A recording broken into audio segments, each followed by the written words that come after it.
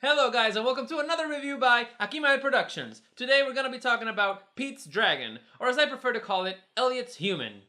Or Dragon's Pete. Sure, when you see the movie you'll know what I'm talking about. As always, I promise no spoilers at all. The film's director is someone I've personally never heard about, but his name is David Lowery, and he actually did a pretty good job. The film stars Bryce Dallas Howard, Robert Redford, Carl Urban, Wes Bentley, plus two very promising kid actors, Una Lawrence and Oaks Fegley. This film is about a young boy that is lost in a forest when he befriends a very large and rather cute dragon.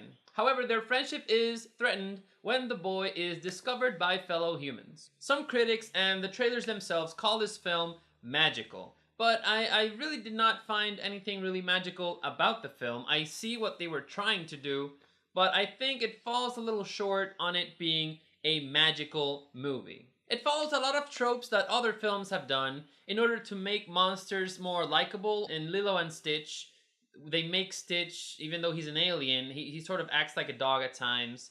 And they do that with How to Train Your Dragon with Toothless. Stitch and Toothless have these qualities that sort of make them look and feel like dogs. And I think that's so they are more kid-friendly.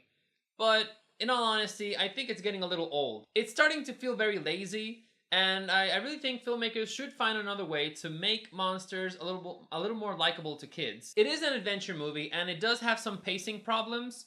The first 20 minutes or so of the film, they're actually pretty nicely developed, and you're sort of getting into this friendship with the boy and the dragon. But as soon as the other humans come in, it gets a little dull at times. The other humans do not feel like they are properly set up. Basically, the film does not develop any other characters aside from Pete and, Elliot, the dragon. I see that the filmmakers were trying to have the other characters, the other humans, have some type of emotional background or emotional development as the film progresses, but in all honesty, it was really tough to establish what the connection between these characters were. I didn't know who was whose father, if a couple there was, if they were married, or if they were like having problems in their relationship, or whatever it was. There's another kid. I didn't even know who was the parent, and if one of the other characters was just taking care of them. It's sort of a mess when it comes to human relationships. The relationship between the boy and the dragon is very well established, but the relationships between the other humans, they feel weird, especially when it's between them. And this is a hindrance when the movie tries to develop an emotional scene with these characters because you're not really interested in these characters at all. I truly felt like the other characters were more plot devices than they were characters. They were just there to make the story move.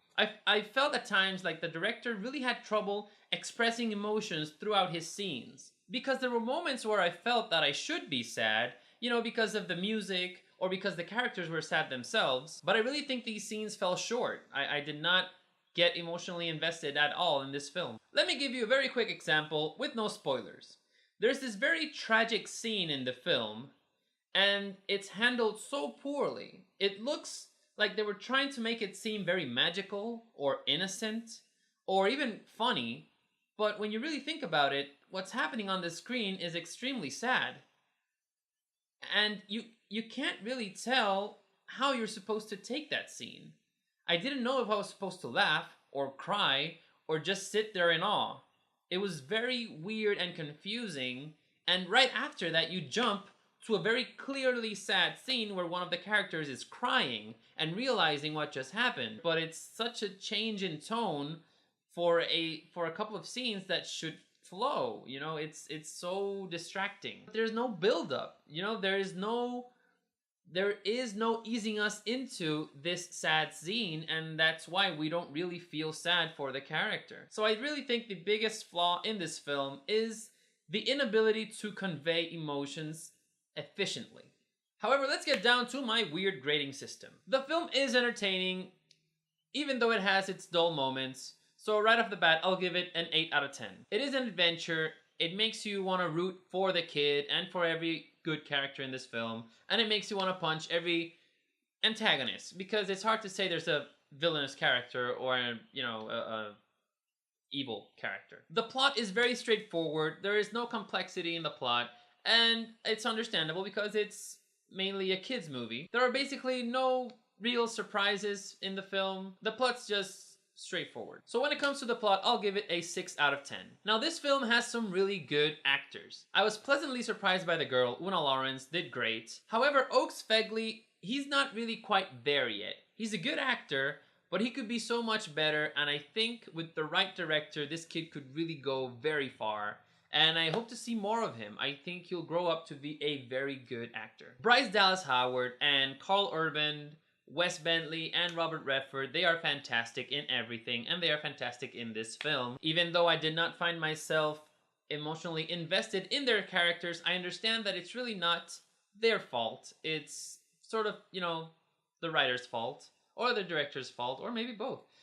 But they help carry this movie. They help keep you interested. So as it pertains to performances, I will give it an 8 out of 10. I did not find the film very enticing. I did not really get emotionally invested in most of the characters. However, Pete and the dragon make up for that. I did really feel connected to the kid, to this idea of how sometimes in life they want to shut our creativity down. And I get that the dragon was sort of a metaphor for that. So I really like the dragon. I like the kid. I'll give it a 5 out of 10. The visuals were fantastic. At times the dragon did look a little weird, but for the most part the visuals were really fantastic. I had some issues with the cinematography. They chose to have some really awkward close-ups. And they were mostly like tilted upwards. Right in the face of the character, of the actors, and I thought that looked a little weird. However, it does look beautiful. It is a Disney film after all, so I will give it an 8 out of 10 in visuals. Now, I didn't really have expectations for this film because I never saw the original movie, thank God, because I know it is horrible, and it looks horrible. However, after seeing the trailers, I was expecting a very magical film. I was expecting to be wowed by this, touching, emotional, magical film. I wanted this film to make me feel like I felt when I was a kid and I watched something amazing and fantastic. And I think it fell short on that. I really do. I will give it as a 7 out of 10. I hope we do not get a sequel. I think this film is good as is. Honestly, I do not want to see more of these characters. I do not want to see them in another film. And this film in particular is not a film I would really want to see again. But the spectacle, how cleverly they handled the dragon and how the dragon interacted with the kid is something kids will want to see more of. So I think just because of that, it is a rewatchable movie. It is enjoyable. I think I've been too harsh on this film. It is not a bad film. It is enjoyable. And I think people will like to watch this movie more as time passes. So on rewatchability, I will give it an 8 out of 10. So the final score is 7.1 out of 10, which means it is a very solid film.